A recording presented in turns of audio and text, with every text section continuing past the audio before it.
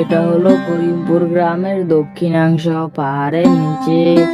এই গ্রামে একটি শিয়াল তার পরিবার সহ থাকতো। তার পরিবারে ছিল তার বউ, বাচ্চা আর সে নিজে। তো শোন, আমি কৃষি কাজে যাচ্ছি, তুই কিন্তু কোথাও যাসনি।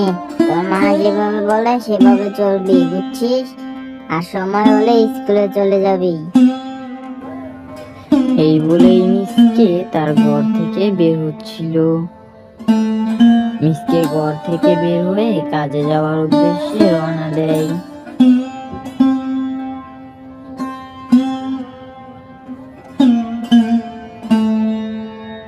সে বেশ অনেকটা পথ পাড়ি দিয়ে অনেক দূর চলে আসে। তখনই একটা কল আসে।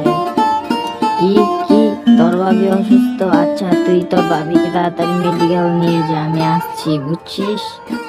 মিসকের কাছে কল আসায় সে আর কাজে না গিয়ে আবার বাড়ির দিকে রওনা হয়। সে এবার দৌড়ে যাচ্ছিল, কিন্তু তার পথ কিছুতেই ছড়াচ্ছিল না।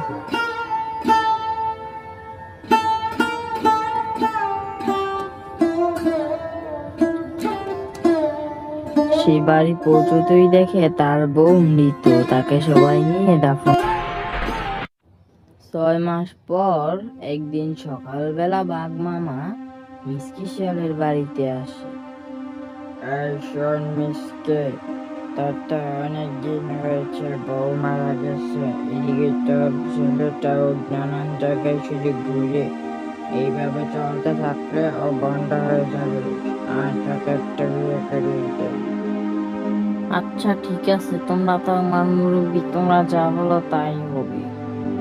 আচ্ছা তাহলে তোমরা পাচ্ছি দেখো।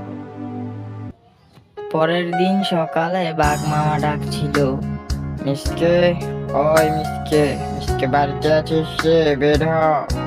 আরে বাঘ মামা, বাড়িতে কি দেখে এলে নাকি? এত সকাল সকাল হাঙ্গামা করছো কেন?